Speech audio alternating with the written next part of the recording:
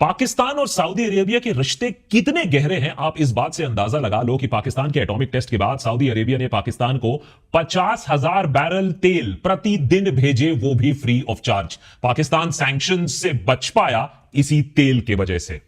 इस हफ्ते उसी नवाज शरीफ के छोटे भाई और पाकिस्तान के मौजूदा प्रधानमंत्री शहबाज शरीफ रियाद पहुंचते हैं। नई दिल्ली के साथ घमासान के कुछ ही महीने बाद अपने पुराने दोस्त के साथ एक ऐतिहासिक समझौता पर हस्ताक्षर करते हैं। पाकिस्तान और सऊदी अरेबिया के बीच स्ट्रेटेजिक म्यूचुअल डिफेंस अग्रीमेंट अब दोनों देशों के बीच में एक फॉर्मल मिलिट्री अलायंस कायम कर चुका है, जिसके बाद एक मुल्क पर हमला दोनों देशों पर वार माना जाएगा।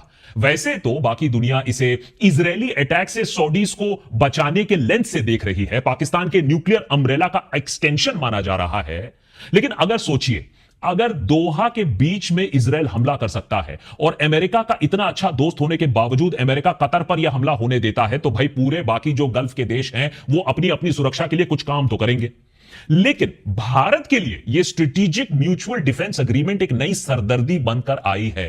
न्यू दिल्ली के लिए अब यह सवाल अहम होता है कि कल मानिए एक बार फिर समय आता है जब भारत और पाकिस्तान जंग के मैदान में आमने सामने खड़े हो जाते हैं, क्रिकेट के पिच पर नहीं, असली मैदान में, तो क्या उसका साथ सऊदी अरेबिया फिर से देगा? और अगर सऊदी अरेबिया पाकिस्तान का साथ देगा तो इस स्थिति में उन 25 लाख भारतीयों का क्या होगा जो सऊदी अरेबिया में आज के डेट में काम करते हैं। इससे पहले कि हम इस सवाल का जवाब ढूंढे, इस पर फोकस करें, आपको जल्दी से यह भी बता दूं कि यह डील हमारे लिए इस हफ्ते मिडिल ईस्ट से इकलौती बुरी खबर नहीं है। अब यह भी खबर आ रही है कि अमेरिका ने भारत के लिए ईरान के चाहबार पोर्ट पर जो सैंक्शन एग्जेम्पशन था, सालों से जो एग्जेम्पशन चला आ रहा था, उसे अब खत्म कर दिया है। अभी तक अमेरिका ने भारत को इस पोर्ट पर सैंक्शन से राहत देकर रखी थी, लेकिन अब की बार ट्रंप सरकार ने मोदी को दोस्त बुलाते हुए उसी के पीठ पर फिर से खंजर भोंक दिया है। इसकी हस्ताक्षर किए सऊदी क्राउन प्रिंस मोहम्मद बिन सलमान के साथ। अभी तक इस अग्रीमेंट के सारे डिटेल्स तो सामने नहीं आए हैं, लेकिन इस पैक्ट की एक जो क्लॉज है ना, पूरी दुनिया का ध्यान अपनी तरफ खींचा है, और वो क्लॉज है, and I quote, any aggression against either country shall be considered as an aggression against both. ये क्लॉज बहुत हद तक नेटो के आर्टिकल 5 की तरह है, जहां अटैक ऑन वन को अटैक ऑन ऑल माना जाता है। इसीलिए इस नए पाकिस्तान सऊदी डील को भी इस्लामिक नेटो की शुरुआत की तरह देखा जा रहा है। पाकिस्तान डिफेंस मिनिस्टर ने साफ साफ कह दिया है कि बाकी अरब देशों के लिए भी ये डील, वो इस डील का हिस्सा बन सकते हैं, and I coat, The doors are not closed। तो हो सकता है कि फ्यूचर में यूएई या कतर जैसे देश भी आने वाले टाइम में इस डील का एक हिस्सा बन जाएं, जिसे सही मायनों में आप कह सकते हो एक इस्लामिक या अरब वर्जन ऑफ नेटो पैदा हो सकता है। यूएस इतनी कन्वीनियंटली ऐसा इसलिए कर पा रहा है क्योंकि उसे पता है कि भारत के पास और कोई ऑप्शन नहीं है। एक तरफ हमारे पास चाइना है, $100 बिलियन का तो ट्रेड डेफिसिट हो चुका है, वो देश जो हमें खा जाएगा, हमारे देश के कुछ हिस्सों को, टुकड़ों को खाकर बैठा हुआ है। दूसरी तरफ हमारे पास यूएसए है। अब या तो हम अपने मार्केट्स खोलें उनके लिए, या तो फिर वो और सैंक्शन लगाए।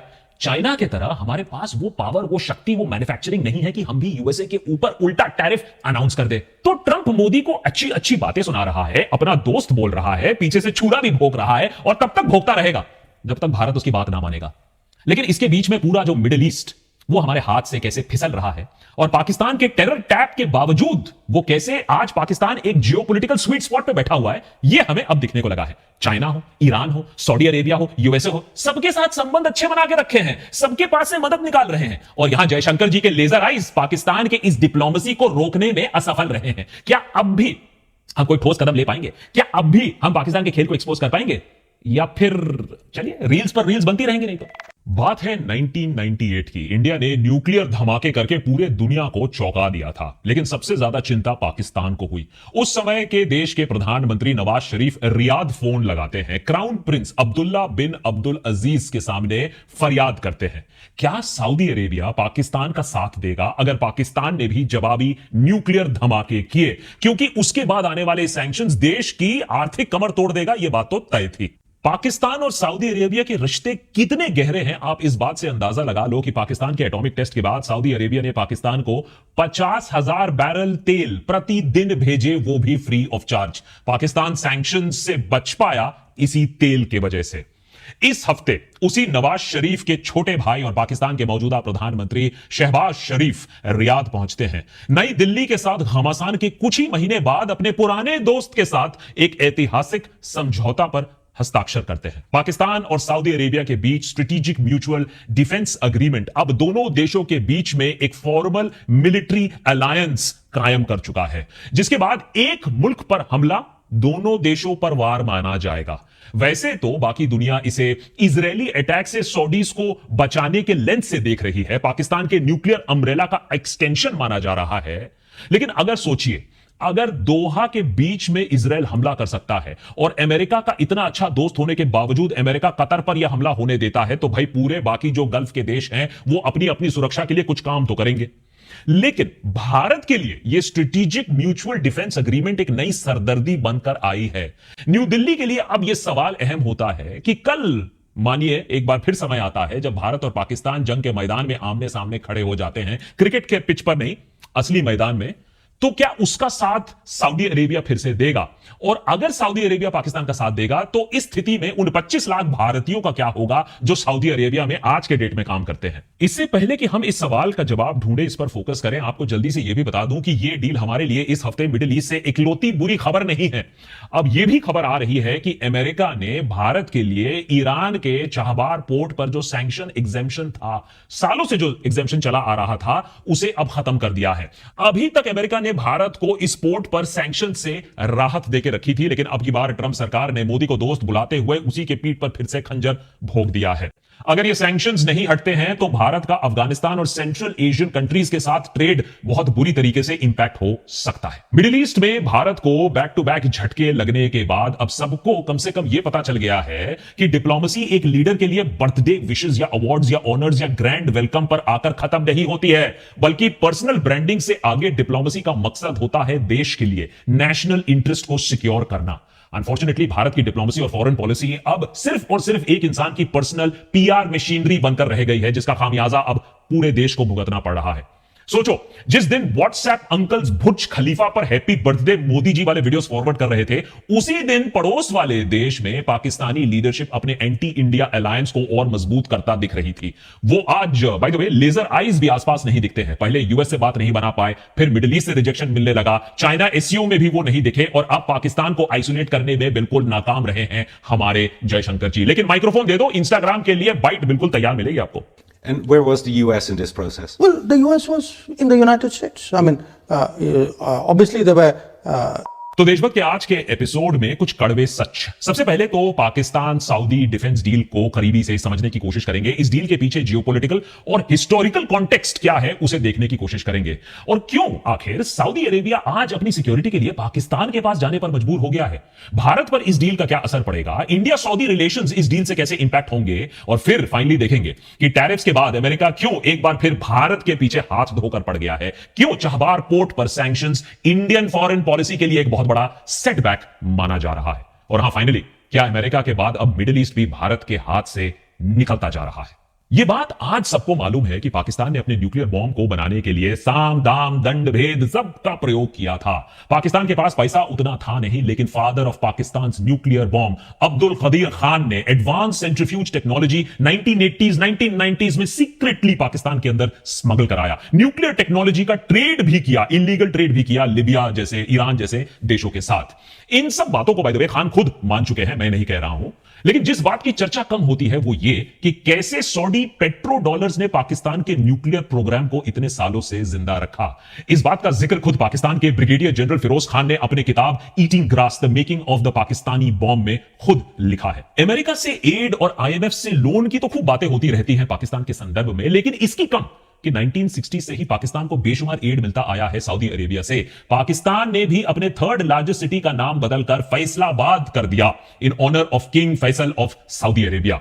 और तभी से एक एक्सपेक्टेशन भी रही है कि दोनों सुन्नी मेजॉरिटी देश फाइनली एक मिलिट्री टाई भी स्थापित करेंगे, जो कि फाइनली इस हफ्ते एक्चुअली हो गया, जब पाकिस्तान के all powerful military chief field marshal Asif Munir और पाकिस्तानी प्राइम मिनिस्टर शहबाज शरीफ ने इस पैक्ट को फाइनलाइज किया, हस्ताक्षर किए सऊदी क्राउन प्रिंस मोहम्मद बिन सलमान के साथ। अभी तक इस अग्रीमेंट के सारे डिटेल्स तो सामने नहीं आए हैं, लेकिन इस पैक्ट की एक जो क्लॉज है ना, पूरी दुनिया का ध्यान अपनी तरफ खींचा है, और वो क्लॉज है, and I quote, any aggression against either country shall be considered as an aggression against both. ये क्लॉज बहुत हद तक नेटो के आर्टिकल 5 की तरह है, जहां अटैक ऑन वन को अटैक ऑन ऑल माना जाता है। इसीलिए इस नए पाकिस्तान सऊदी डील को भी इस्लामिक नेटो की शुरुआत की तरह देखा जा रहा है। पाकिस्तान डिफेंस मिनिस्टर ने साफ साफ कह दिया है कि बाकी अरब देशों के लिए भी ये डील, वो इस डील का हिस्सा बन सकते हैं, and I quote, the doors are not closed. तो हो सकता है कि फ्यूचर में यूएई या कतर जैसे देश भी आने वाले टाइम में इस डील का एक हिस्सा बन जाएं, जैसे सही मायनों में आप कह सकते हो एक इस्लामिक या अरब वर्जन ऑफ नेटो पैदा हो सकता है। एक और चीज, जैसा कि हम सब जानते हैं पाकिस्तान एक न्यूक्लियर पावर है। अब ऐसे में सवाल यह उठता है कि इस डील के बाद सऊदी अरेबिया को बचाने के लिए क्या पाकिस्तान अपने न्यूक्लियर डिटरेंस का भी उपयोग करेगा?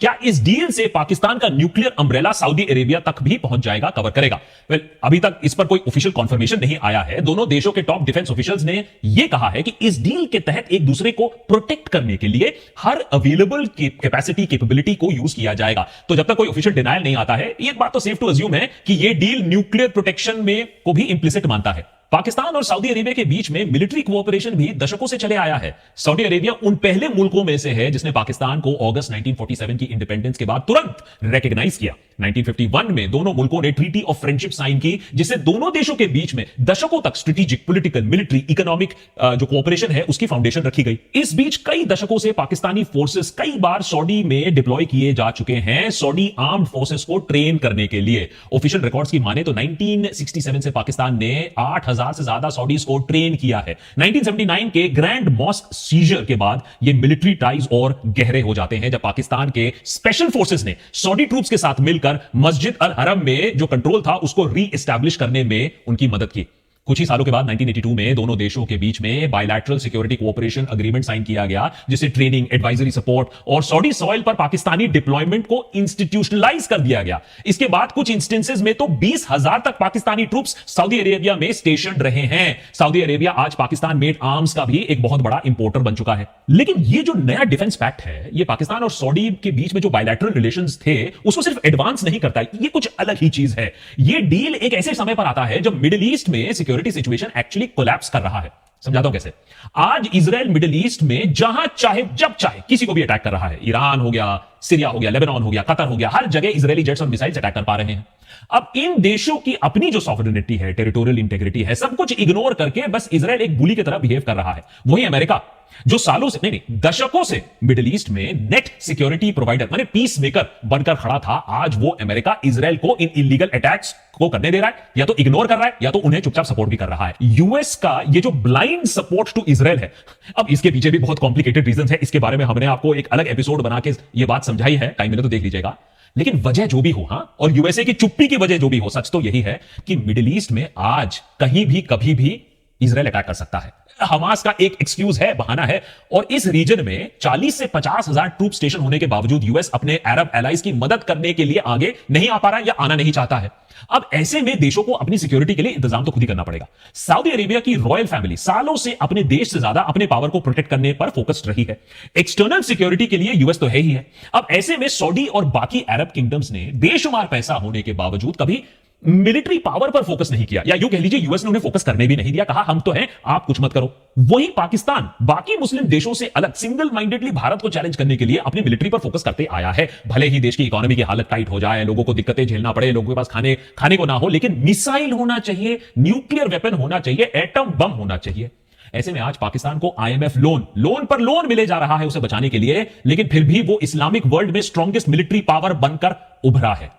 सऊदी जैसे देश सालों से पाकिस्तान को पैसे और लोन देकर डिफॉल्ट से बचाते आए हैं। अब पाकिस्तान की बारी है to return the favour. Saudi leaders ने हमेशा से ही यह माना है कि ईरान की तरह उन्हें मिसाइल और एटॉमिक पावर में इन्वेस्ट करने की जरूरत डायरेक्टली नहीं है, क्योंकि अगर जरूरत पड़े तो यह सब पाकिस्तान से वो आराम से खरीद सकता है या लोन पर ले सकता है। 1999 में सऊदी अरेबिया के उस समय के डिफेंस मिनिस्टर पाकिस्तान के यूरेनियम इनरिचमेंट प्लांट्स का दौरा करते हैं और पाकिस्तान से रिक्वेस्ट करते हैं कि टेक्निकल और साइंटिफिक नॉलेज उनके देश के साथ भी शेयर किया जाए। टू इट्स क्रेडिट, इस्लामाबाद ने ऐसे रिक्वेस्ट को बार बार टाला जरूर है, लेकिन पॉलिटिकल एक्सपर्ट्स का मानना है कि सऊदी अरेबिया का असली प्लान कुछ अलग है। यह जो इकोनॉमिक सपोर्ट जो पाकिस्तान को दिया जा रहा है, यह इस बात को गारंटी करता है कि जिस दिन जरूरत पड़ेगी वो पाकिस्तान के न्यूक्लियर बॉम्ब को भाड़े पर ले सकते हैं। आज अगर ईरान के पास न्यूक्लियर टेक्नोलॉजी है, अगर इजराइल बेलगाम बमबारी कर रहा है, तो सऊदी अरेबिया को भी लंबे रेस की तैयारी करनी पड़ेगी। सऊदी अरेबिया तो अपनी लॉन्ग टर्म तैयारी कर रहा है, अब समझते हैं कि हमें भी क्यों तैयारी करने की दरकार है। आज भारत और देशवासियों के लिए सबसे बड़ा कंसर्न यही है कि कल अगर एंटी टेरर ऑपरेशंस के चलते हम दोबारा पाकिस्तान के खिलाफ ऑपरेशंस लॉन्च करेंगे, युद्ध होगा, तो क्या सऊदी अरेबिया पाकिस्तान की तरफ हो जाएगा, उसके साथ खड़ा हो जाएगा, भारत के खिलाफ हमला कर देगा? क्योंकि दिलचस्प बात यह है कि सऊदी अरेबिया ने इंडिया के साथ हमेशा अच्छे political, strategic, economic relationships maintain किए हैं दशकों से। इंडिया और सऊदी अरेबिया एक दूसरे के लार्जेस्ट ट्रेडिंग पार्टनर्स में एक दूसरे को गिनते हैं। फाइनेंशियल ईयर 23-24 में हमारा बायलैटरल ट्रेड $43 बिलियन रह चुका है, जिसमें इंडियन एक्सपोर्ट्स 12 बिलियन के रह चुके हैं, इंपोर्ट्स 32 बिलियन पर। इसके अलावा आज सऊदी अरेबिया में लगभग 25 लाख भारतीय रहते हैं, जो अब वहां की इकोनॉमी, वहां के डेली लाइफ का एक इंटीग्रल हिस्सा बन चुके हैं। जनवरी 2006 में किंग अब्दुल्ला का इंडिया विजिट दोनों देशों के लिए ऐतिहासिक माना जाता है। फिर 2010 में prime minister Manmohan Singh Riyadh के दौरे पर जाते हैं, स्ट्रेटेजिक पार्टनरशिप और भी तगड़ी हो जाती है। पिछले 11 सालों में मोदी सरकार ने भी सऊदी अरेबिया के साथ अपने रिश्ते मजबूत करने के लिए जी जान कोशिश की है। 2016 में प्रधानमंत्री मोदी रियाद जाते हैं तो किंग सलमान ने उनको उनके किंगडम का सबसे बड़ा सिविलियन ऑनर भी, उसे भी सम्मानित किया। इस साल 22 अप्रैल पहलगाम अटैक के टाइम पर प्रधानमंत्री मोदी सऊदी अरेबिया में थे और उनके सऊदी होस्ट ने तुरंत इस इंसिडेंट को कंडेम किया। बाद में Saudi minister of state for foreign affairs ने ऑपरेशन सिंदूर के समय भारत में एक अनअनाउंस्ड ट्रिप भी किया था। तो कुल मिलाकर देखा जाए तो यह बात बिल्कुल सही है कि पाकिस्तान और सऊदी अरेबिया में दशकों की काफी क्लोज पार्टनरशिप रिलेशनशिप रह चुकी है, लेकिन यह बात भी सच है कि बीते कुछ सालों में भारत सरकार ने भी सऊदी अरेबिया के साथ एक इंडिपेंडेंट बायलैटरल रिलेशन डेवलप करने की कोशिश की है। ऐसे में फॉरेन एम्बेसडर्स, एक्सपर्ट्स का मानना है कि भले ही ट्रीटी में सऊदी अरेबिया पाकिस्तान के साथ खड़े होने की कस्में वादे खाए, लेकिन जब बात सच में भारत पाकिस्तान के बीच में आएगी, मिलिट्री कॉन्फ्रंटेशन की आएगी, तो शायद सऊदी अरेबिया अपने वादों पर अमल ना उतरे। भारत सरकार का कहना है कि भाई उसे तो पाकिस्तान और सऊदी के बीच में ये जो डिस्कशन हो रहा था, ये ट्रीटी के बारे में पहले से ही मालूम था और आज भी भारत सरकार इसके इंप्लीकेशंस को अभी स्टडी कर रही है। लेकिन जब तक हमारी फॉरेन मिनिस्ट्री अपनी पढ़ाई पूरी करती है, तो हमने सोचा कि हम भी उनको उनका थोड़ा रिपोर्ट कार्ड अभी तक का बता देते हैं। आज ऑपरेशन सिंदूर के 4 महीने बाद भी एक भी बड़ा देश सामने नहीं आया है यह कहने के लिए कि हम पाकिस्तान के खिलाफ और भारत के साथ खड़े हुए हैं। टेरर को सबने कंडेम किया, लेकिन पाकिस्तान की कड़ी निंदा किसी ने नहीं की। उधर पाकिस्तान को पहले ही तुर्की, अजरबैजान जैसे देशों ने अपना अनइक्विवोकल समर्थन दिया और साथ ही में अब यूएस और फाइनली सऊदी अरेबिया जैसे देश उसके और नजदीक आ रहे हैं। ऐसे में जिस पाकिस्तान को दुनिया में नेम और शेम करके टेरर के मुद्दे पर आइसोलेट करना था, आज वही उल्टा इंटरनेशनल कम्युनिटी में ज्यादा इंटीग्रेट हो गया है। वही भारत जो सालों से सबका पार्टनर रह चुका है, एक अच्छी क्रेडिबिलिटी रख चुका है, ऊपर से आज अमेरिका टैरिफ पर टैरिफ लगा रहा है उसी भारत पर। हमारे पोर्ट्स पर सैंक्शंस लगाए जा रहे हैं। हमें बेमन अपने सबसे बड़े दुश्मन चाइना के साथ हाथ मिलाना पड़ रहा है। और आस पड़ोस की बात ना ही करे तो बेहतर होगा है। पहले बांग्लादेश से दूरी, अब thanks to Modi ji and Godi media, Nepal के लोग भी थू थू कर एंटी इंडिया सेंटिमेंट्स वहां अपना दिखा रहे हैं। अब ऐसे में ये सीधा सीधा लेजर राइस का फेलियर नहीं है तो और क्या है, मुझे पता नहीं। क्योंकि पूरी की पूरी डिप्लोमेसी में जब आपका एम ही हो कि सिग्मा रील्स बनाना है, मोदी जी की पर्सनल ब्रांडिंग और पीआर करनी है, वहां नेशनल इंटरेस्ट के लिए, देश के लिए जगह कहां बचती है भाई। आज दुनिया को भी पता चल चुका है कि भारत को कोई रियल कंसेशन देने की जरूरत नहीं है। बस मोदी जी को अवार्ड दे दो, जयशंकर साहब को रील्स बनाने को दे दो, ग्रैंड वेलकम कर दो, फोटो ऑप करा दो, हाउडी मोदी टाइप एक इवेंट ऑर्गेनाइज कर दो, प्रवासी भारतीयों को थोड़ा एड्रेस कर दो, भारत खुश हो जाएगा। ऐसे में एक जो रियल पार्टनरशिप होता है, रियल इंफ्लुएंस जो दिखाना होता है, उसकी जरूरत ही नहीं है। इसी लॉलीपॉप डिप्लोमेसी में सबसे बड़ा एग्जांपल अगर मैं आपको दूं तो इसी हफ्ते वो बात भी सामने आ गई, जहां प्रधानमंत्री मोदी को बर्थडे विश करके यूएस प्रेसिडेंट ट्रंप फिर से एक बार गोदी मीडिया के फौफा बन जाते हैं। सारे लोग अब टैरिफ्स में रिडक्शन की बात करने लगते हैं, कहते हैं अब तो ट्रेड डील हो ही गया। वहीं उसी समय पीछे से अमेरिका ने इंडिया के सबसे इंपॉर्टेंट फॉरेन पोर्ट पर सैंक्शंस अनाउंस कर दिया। इस हफ्ते यूनाइटेड स्टेट्स ने यह ऐलान कर दिया कि 29 सितंबर को ईरान के चहबार पोर्ट्स के लिए सैंक्शंस वेवर अब रिवोक कर दिए जाएंगे। इससे भारत को मिली 7 साल पुरानी एग्जेम्पशन को खत्म कर देने की बात हो रही है। अब इंडिया के लिए अफगानिस्तान, सेंट्रल एशिया तक पहुंचने के लिए एक क्रिटिकल रास्ता ब्लॉक हो जाएगा। 2018 का वेवर इंडिया के लिए चाबार पोर्ट को ऑपरेट करने का एक लीगल शील्ड था। इसी लीगल कवर के भरोसे नई दिल्ली ने एक लॉन्ग टर्म लीज अग्रीमेंट भी पिछले ही साल साइन किया था, जिसने भारत सरकार की इंडिया पोर्ट्स ग्लोबल लिमिटेड या आईपीजीएल को 10 साल के लिए इस पोर्ट को ऑपरेट करने के लिए एक परमिशन मिला, अधिकार मिला। पाकिस्तान से ट्रेड वैसे में ही ठप है। ऐसे में चाबार पोर्ट हमारे लिए अफगानिस्तान, सेंट्रल एशिया के देशों तक पहुंचने के लिए एक की रूट था। इसके ऊपर चाबार हमारे international north south transport corridor का भी एक अहम हिस्सा था। पाकिस्तान और चाइना के जॉइंट वेंचर ग्वादार पोर्ट का एक रीजनल काउंटरवेट भी यही था। तो यूएस का एक झटका भारत की फॉरेन पॉलिसी मल्टीपल लेवल्स पर कैसे तहस नहस कर सकती है, यह हमने इस हफ्ते देखा। वैसे तो यह सीधा सीधा यूएस का भारत पर प्रेशर बिल्डिंग टैक्टिक है, यह बात मैं मानता हूं, क्योंकि भाई ट्रेड डील फिर से शुरू होने वाले हैं, निगोशिएशंस फिर से शुरू होने वाले हैं। ऐसे में इंडिया से मैक्सिमम कंसेशंस कैसे लिए जाएं, चलो हम यहां भी सैंक्शंस लगाने की बात कर देते हैं, वेवर हटाने की बात कर देते हैं। लेकिन coming back to the main point, USA ऐसी धमकियां हमें दे क्यों पा रहा है, इस बात को समझने की जरूरत है, इंटरनलाइज करने की जरूरत है, डिनायल मोड में नहीं रहना है। यूएस इतनी कन्वीनियंटली ऐसा इसलिए कर पा रहा है क्योंकि उसे पता है कि भारत के पास और कोई ऑप्शन नहीं है। एक तरफ हमारे पास चाइना है, $100 बिलियन का तो ट्रेड डेफिसिट हो चुका है, वो देश जो हमें खा जाएगा, हमारे देश के कुछ हिस्सों को, टुकड़ों को खाकर बैठा हुआ है। दूसरी तरफ हमारे पास यूएसए है। अब या तो हम अपने मार्केट्स खोलें उनके लिए, या तो फिर वो और सैंक्शन लगाए। चाइना के तरह हमारे पास वो पावर, वो शक्ति, वो मैन्युफैक्चरिंग नहीं है कि हम भी यूएसए के ऊपर उल्टा टैरिफ अनाउंस कर दे। तो ट्रंप मोदी को अच्छी अच्छी बातें सुना रहा है, अपना दोस्त बोल रहा है, पीछे से छुरा भी भोंक रहा है, और तब तक भोंकता रहेगा जब तक भारत उसकी बात ना मानेगा। लेकिन इसके बीच में पूरा जो मिडिल ईस्ट, वो हमारे हाथ से कैसे फिसल रहा है, और पाकिस्तान के टेरर टैप के बावजूद वो कैसे आज पाकिस्तान एक जियोपॉलिटिकल स्वीट स्पॉट पे बैठा हुआ है, ये हमें अब दिखने को लगा है। चाइना हो, ईरान हो, सऊदी अरेबिया हो, यूएसए हो, सबके साथ संबंध अच्छे बना के रखे हैं, सबके पास से मदद निकाल रहे हैं, और यहां जयशंकर जी के लेजर आइज पाकिस्तान के इस डिप्लोमेसी को रोकने में असफल रहे हैं। क्या अब भी हम कोई ठोस कदम ले पाएंगे? क्या अब भी हम पाकिस्तान के खेल को एक्सपोज कर पाएंगे, या फिर चलिए रील्स पर रील्स बनती रहेंगी? नहीं तो